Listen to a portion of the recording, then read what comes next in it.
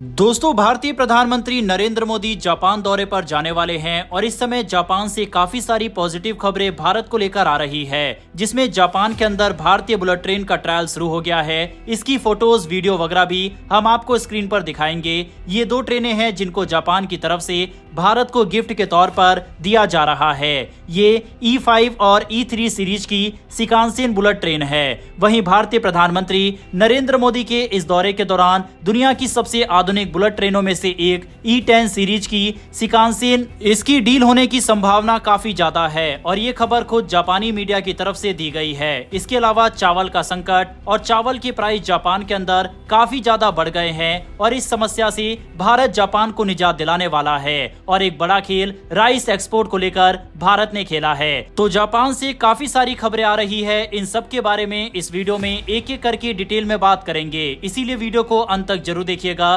साथ ही अगर आपको हमारी कवरेज और वीडियो पसंद आती हो तो हमें सपोर्ट करने के लिए नीचे दिए गए सब्सक्राइब बटन को प्रेस कर बेल आइकन को जरूर दबा ले। तो चलिए शुरू करते हैं इस वीडियो को। भारतीय प्रधानमंत्री नरेंद्र मोदी जल्द ही जापान का दौरा करेंगे। ये उनकी पहली जापान यात्रा होगी मई 2023 के बाद, जब वो G7 समिट के लिए हिरोशिमा गए थे। इस बार वो जापान के वरिष्ठ नेता शिगेरू इशिबा से मिलेंगे। मकसद है दोनों देशों के बीच सहयोग को बढ़ाना और आने वाले क्वाड सम्मेलन की तैयारी करना।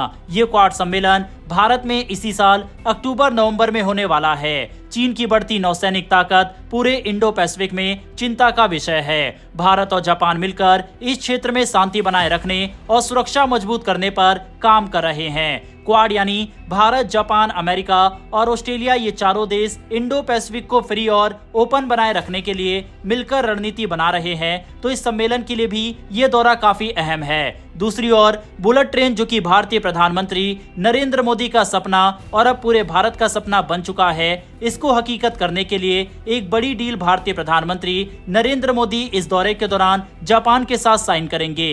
भारत और जापान के रिश्तों का सबसे बड़ा उदाहरण Mumbai Ahmedabad bullet train project है। करीब 500 किलोमीटर लंबा ये रूट सिर्फ 2 घंटों में पूरा होगा और इसमें जापान की मशहूर शिकानसेन टेक्नोलॉजी का इस्तेमाल होगा। इस हाई स्पीड रेल परियोजना को जापान की JR ईस्ट कंपनी बना रही है और इसका लक्ष्य है कि 2027 तक E10 सीरीज की बुलेट ट्रेन तैयार कर ली जाए। मोदी और इशिबा के बीच होने वाली बैठक में इस बात पर सहमति बनने की संभावना है कि ये बुलेट ट्रेन 2030 तक व्यावसायिक रूप से भारत में शुरू हो जाएगी। भारत के अंदर बुलेट ट्रेन प्रोजेक्ट की अगर अब तक की प्रगति को देखें तो प्रोजेक्ट का 35% से ज्यादा काम पूरा हो चुका है। 7 स्टेशन पर काम जारी है, जिनमें से साबरमती और वडोदरा प्रमुख है। 100 से ज्यादा पिलर तैयार है और पहला ट्रायल रन 2026 के अंत तक शुरू होने की उम्मीद है। जापान ने भारत को 2 हाई स्पीड ट्रेन सेट दिए हैं, E5 और E3 सीरीज। इनका टेस्ट जापान की पटरियों पर किया जा रहा है ताकि देखा जा सके कि ये ट्रेनें भारत के मौसम और परिस्थितियों में कैसी चलेंगी। इन ट्रेनों को 2026 की शुरुआत में भारत लाया जाएगा और गुजरात के सूरत बिलीमोरा स्टेशन पर ट्रायल रन शुरू होगा। यह सिर्फ ट्रेन नहीं है, ये भारत की रफ्तार, तकनीक और भविष्य की तस्वीर है। यानी कि 2026 की शुरुआत में भारत के अंदर कम से कम 2 बुलेट ट्रेन का ट्रायल शुरू हो जाएगा। स्क्रीन पर जो आप ये वीडियो क्लिप देख रहे हैं, ये भारतीय बुलेट ट्रेन की ही है, जिसका ट्रायल इस समय जापान के अंदर चल रहा है और यही बुलेट ट्रेन भारत के अंदर आएगी। जैसा कि हमने बताया कि ये दोनों बुलेट ट्रेन जापान की तरफ से भारत को गिफ्ट की गई है। इसके अलावा जो शिकानसेन E10 बुलेट ट्रेन की हम बात कर रहे हैं, जिसकी डील इस दौरे के दौरान होने की पूरी उम्मीद है, ये सबसे एडवांस बुलेट ट्रेनों में से एक है और ये सबसे पहले भारत में ही चलेगी। हालांकि यूं तो स्पीड वाइज अल्फा एक्स सबसे तेज बुलेट ट्रेन है, लेकिन ये अभी ट्रायल में है और शिकानसेन E10 सबसे पहले भारत की पटरियों पर दौड़ती हुई दिखाई देगी। इसकी स्पीड की बात करें तो 320 किलोमीटर प्रति घंटे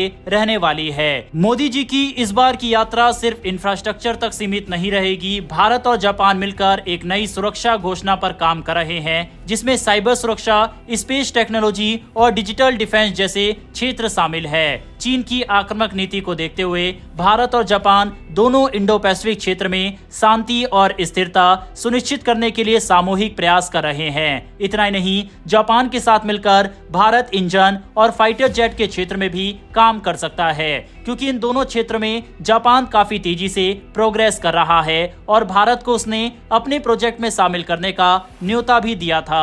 तो हो सकता है कि यहाँ पर भी भारत और जापान के बीच कोई कोलैबोरेशन होता हुआ दिखाई दे। चलिए अब आते हैं जापान में मचे चावल संकट पर। 2025 में जापान में चावल की कीमतें दोगुनी हो गई। 5 किलो चावल के लिए 5000 येन यानी 2700 रुपए तक देने पड़ रहे हैं। लोग 3 बजे सुबह सुपरमार्केट की लाइन में लगने लगे। इस संकट की वजह थी गर्मियों में भारी गर्मी और सूखा, अगस्त 2024 में भूकंप, पैनिक बाइंग 2024 में रिकॉर्ड 3.6 करोड़ टूरिस्टों से डिमांड बढ़ना। सरकार ने अमेरिका, ताइवान और कोरिया से चावल मंगाया और अपने इमरजेंसी स्टॉक का वितरण किया, लेकिन पारंपरिक वितरण प्रणाली धीमी थी। जापान में चावल उत्पादन में गिरावट की बड़ी वजह है उम्रदाज किसान। औसत उम्र 67.8 साल है। 1970 में जहां 45 लाख किसान थे, अब सिर्फ 7 लाख बचे हैं। उत्पादन 12.5 मिलियन टन से घटकर 6.7 मिलियन टन रह गया।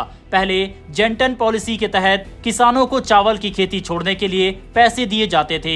अब वही नीति उल्टी पड़ रही है। भारत दुनिया का सबसे बड़ा चावल निर्यातक है। हमारे पास 40,000 से भी ज्यादा वैरायटीज है। अब सवाल है, क्या भारत जापान की चावल जरूरत को पूरा कर सकता है? जापान स्टिकी राइस पसंद करता है जो नमी वाला होता है। भारत के नॉर्थ ईस्ट राज्यों में ऐसे कई वैरायटीज हैं, जैसे जोहा और चुकुआ। भारत अब नॉन बासमती चावल पर से बैन हटा चुका है। अगर भारत अपनी किस्मों को जापानी टेस्ट के मुताबिक ढाले तो पूर्वोत्तर भारत के किसानों को सीधा फायदा होगा। इतना नहीं, भारत का जापान के साथ ट्रेड डेफिसिट भी कम हो सकता है। बुलेट ट्रेन हो या चावल, भारत और जापान के रिश्ते एक नई दिशा में जा रहे हैं। इस साझेदारी में टेक्नोलॉजी भी है, व्यापार भी है और भविष्य की रणनीति भी। अगर भारत अपने कदम सही रखे तो इससे किसान, उद्योग, सरकार और आम जनता सबको फायदा होगा। वहीं दोस्तों, क्या भारत को जापान के साथ डिफेंस के क्षेत्र में भी साथ में मिलकर काम करना चाहिए, जिसमें फाइटर जेट का इंजन हो या फिर फाइटर जेट को ही बनाना क्यों ना हो? इस पर अपनी राय कमेंट बॉक्स में लिखकर बताइएगा। हालांकि जापान अभी डिफेंस सेक्टर में नया प्लेयर है। अभी तक जापान अपनी सिक्योरिटी के लिए अमेरिका पर निर्भर रहा है, लेकिन जिस तरह से यूक्रेन का साथ अमेरिका ने छोड़ा, उससे ताइवान का भरोसा भी डगमगाया और ताइवान को भी डर है कि कल को चीन से अगर कोई विवाद होता है तो अमेरिका उसको बचाने आएगा या फिर नहीं। और इसी तरह से जापान के साथ भी है। जापान को भी अमेरिका पर अब उतना भरोसा नहीं रहा। दूसरी तरफ हम देख ही सकते हैं कि किस तरह से इजराइल ईरान युद्ध के दौरान भी इतने दिन हो गए हैं, लेकिन अभी तक अमेरिका की तरफ से खुले तौर पर इजराइल का समर्थन नहीं किया गया। उल्टा उनकी तरफ से ये कहा गया है कि हम 2 हफ्तों में डिसीजन लेंगे कि हमें ईरान के ऊपर हमला करना है या नहीं। वहीं इन सब परिस्थितियों में भारत और जापान की साझेदारी काफी अहम बन जाती है। बहरहाल दोस्तों, इस पूरे टॉपिक पर अपनी राय कमेंट बॉक्स में लिखकर बताइएगा। साथ ही भारत और जापान की इस दोस्ती के लिए कमेंट बॉक्स में एक जय हिंद जरूर लिखिएगा। फिलहाल इस वीडियो में इतना ही। फिर मिलेंगे डिफेंस और वर्ल्ड अफेयर से जुड़ी इस तरह की नई वीडियो के साथ। धन्यवाद। जय हिंद, जय भारत।